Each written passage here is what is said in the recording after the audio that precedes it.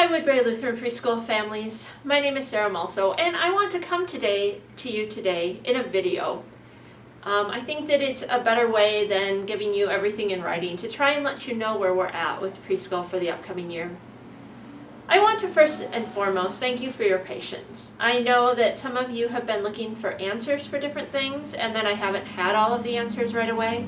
And so I'm grateful for your patience as we try to make the best decisions about preschool in the uncertainty of COVID-19. I know that many of us have been in those uncertain times, not really knowing what the best decisions were and knowing that we only have so much information to work with. And so I've been leaning into that extra time to really gain as much information as I can about what preschool will look like this year. As I've talked with my staff, one of the things that I've shared is a tunnel analogy. And maybe if you think about it, COVID is a little bit like a tunnel that we all suddenly entered, but there wasn't a sign on the outside of that tunnel that said, it will be this long, or this is when you'll have the answers, or this is when normal will resume again. And many of us have felt pinched and trapped. Some of us have felt that that journey through that tunnel is long. Some of you may have felt that there were doors opening only to find out that that really wasn't the end of the tunnel. But here's what I know. I believe that we have a God who loves us, and He's with us during this time that it feels like we're in this never-ending tunnel or this journey through COVID. And I believe that there is light at the end of this tunnel. I know that things may be different for us in some ways, but I also know that the more we learn, the more science tells us, the more information we have, the more that we can continue to resume some of what had been normal prior to COVID. One of the most important things that I want to do today is to reassure you about our desire to have in-person preschool this fall. At this time, we plan to open in September. We have learned a lot about COVID over the past few months. I've spent hours in different webinars and reading different pieces just to try and learn about what is best as we welcome your kids back to school. I know for most of you that social experience is what you yearn for your child. You want them to be in person. You want them to be able to have those opportunities to interact with other kids and to learn in a classroom environment. That academic piece is still important as well. And so we definitely will have those focus areas as well. But what I want you to know most is that the things that you have appreciated about Woodbury Lutheran Preschool in the past, opportunities for your child to learn, opportunities for them to grow and develop in so many different ways, to be loved, to having meaningful experiences, all of those pieces will continue to remain the same, despite some of the changes that have to happen. We're fortunate because we are able to gain information from so many different places. I look to the CDC, the Minnesota Department of Health, and Department of Human Services. And for those of you who aren't familiar with Department of Human Services, they're the ones that regulate child care licensing. And so they've provided lots of useful information about programs that have remained open. We look at information from fact-based experts, and we have the ministry partnership with Woodbury Lutheran Church that has been an ongoing blessing to us. We also lean into insight from those child care programs, like I mentioned earlier. There are directors who have been open during the entire time that we've known about COVID, and they have learned a lot, and they have been so willing to share.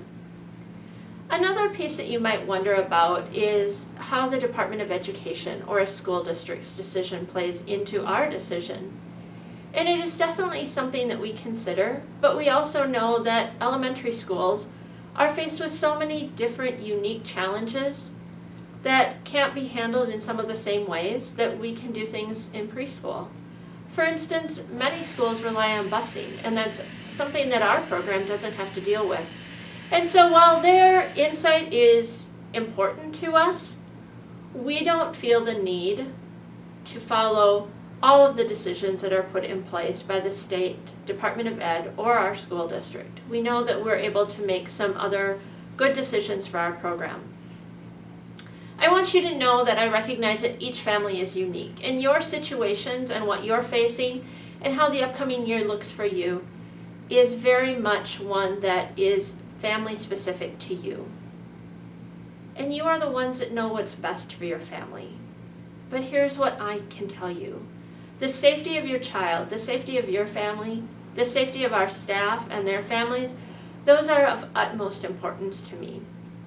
And so, as we move forward in this year, the staff here at Woodbury Lutheran Preschool desire to have children in person. Their capacity for making changes is great.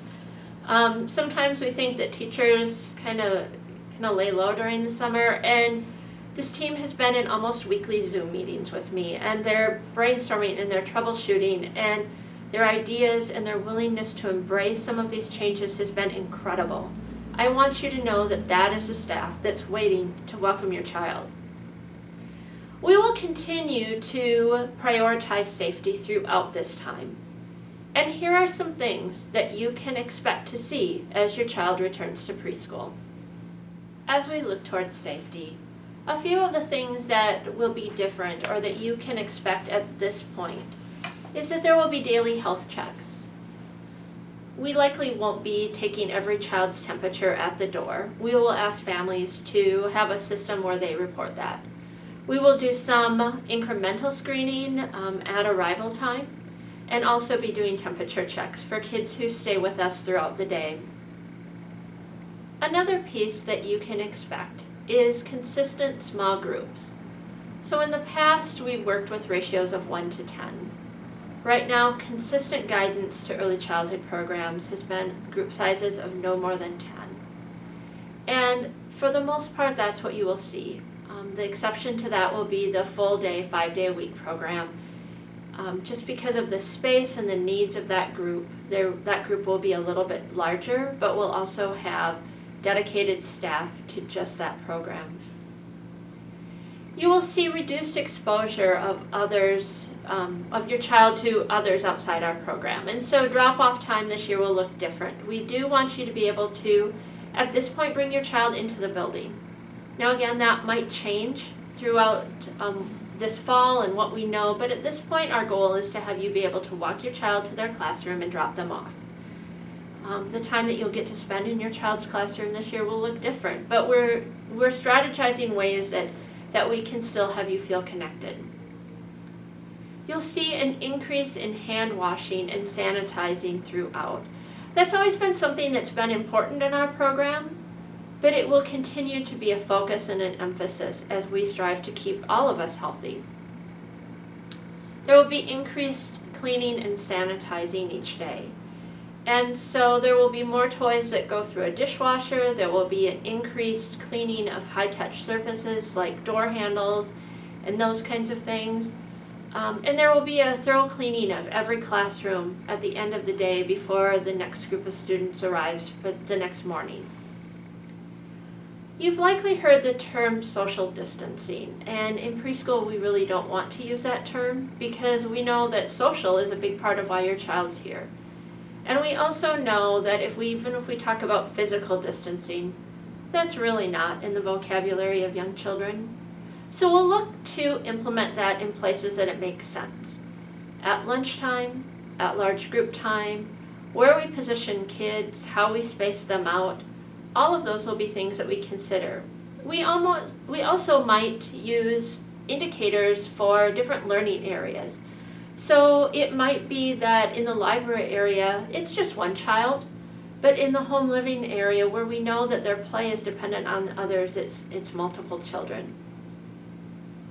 Mask usage is probably the area that we are least certain about right now. I will continue to watch how things change, both in the state, but just across our nation and what we know is best. Please know that I've heard many of you and that there seems to be strong opinions in terms of how masks are used in early childhood, and so we want to be very sensitive to that. How we use volunteers will change. There will be ways that you can volunteer outside the classroom, but we unfortunately at this time won't be having families come in, but it doesn't mean that your involvement isn't important. We also have to let go of other things that we've come to love, such as field trips. But again, we're hoping that this is that short time in this tunnel, and that next year many of these things can be resumed. At this time, parents, we're kind of in that critical point in planning. And here's why. We have some families on wait lists. We have families contacting us. We have those of you who are just wondering what this looks like, and I understand that some of you are waiting for decisions from the governor about what school will look like for maybe older children. Another piece that has to happen is we know that there will be some staffing changes here at Woodbury Lutheran Preschool. How we use staff, how we assign different people who have been part of our program to those consistent small groups of children is changing.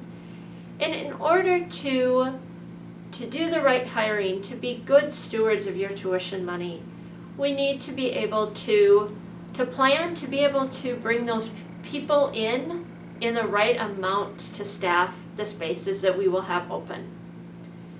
So there are some pieces that I will be needing from you, and I'll talk about those in just a few minutes, but I want to talk about a couple other changes that you can see. So you've heard me talk about those consistent groups.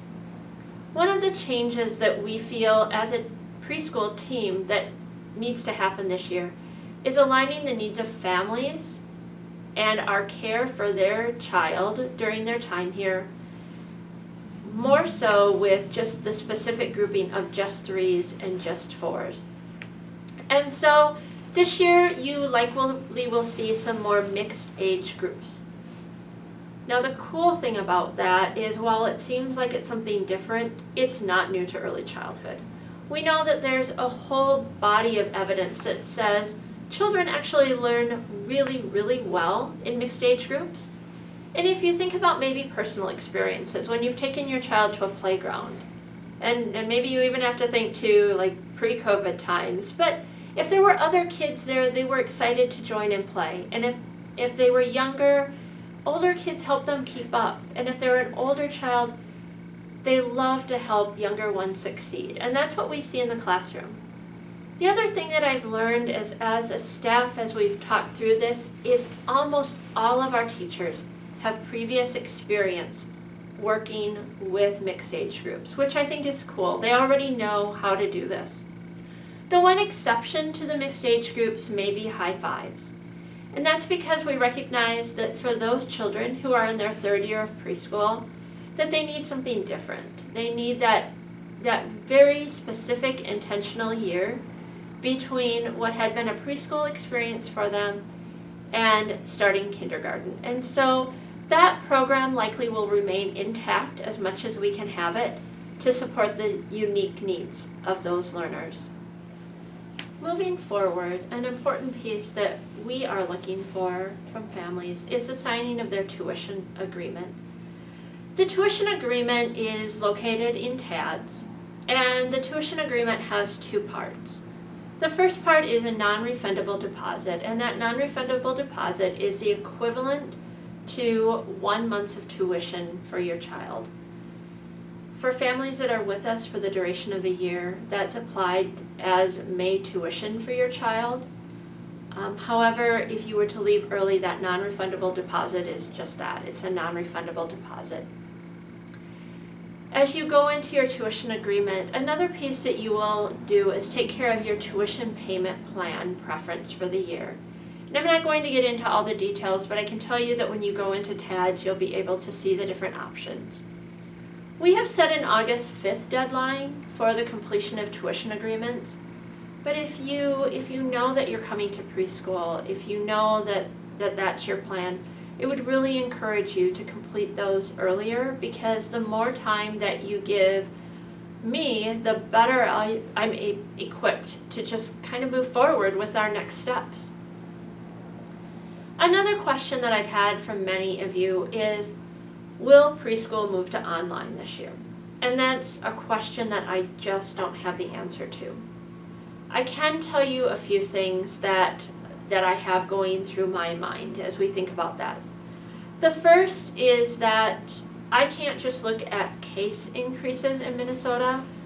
I need to look at pieces such as the hospitalization of children, or if there were to be another full state shutdown.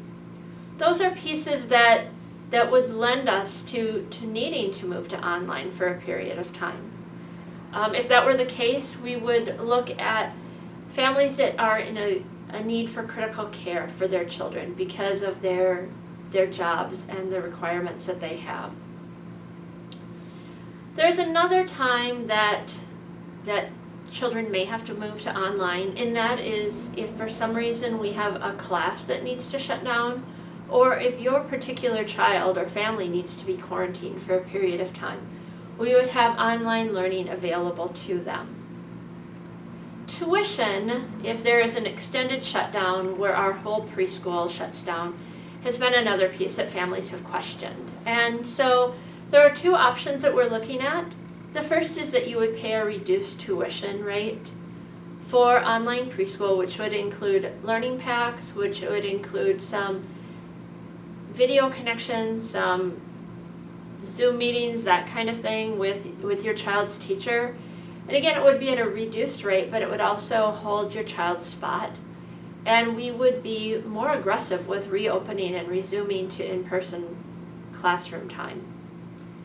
Another option for families is if we were to need to move to just online learning, is that they can discontinue.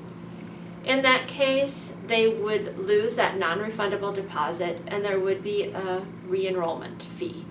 Now, if you re-enrolled, that non-refundable deposit would still remain on your account, so it could still be applied at the end of the year.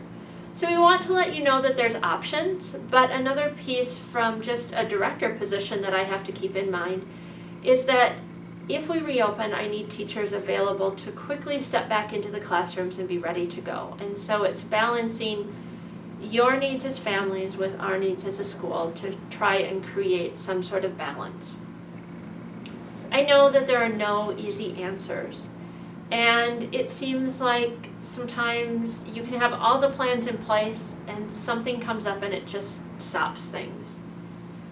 But despite some of the answers, some of the uncertainty that we all might be feeling, I want you to know that we are overwhelmingly committed to doing the things that has made Woodbury Lutheran Preschool a great preschool. We continue to desire to be a faith-based preschool where children learn about Jesus every day. We know that hands-on, play-based learning is the best way for children to learn. We want to nurture all children in age-appropriate ways, and even though mixed age grouping might sound like it's something different, know that you can trust us. Know that children will learn and grow in that setting.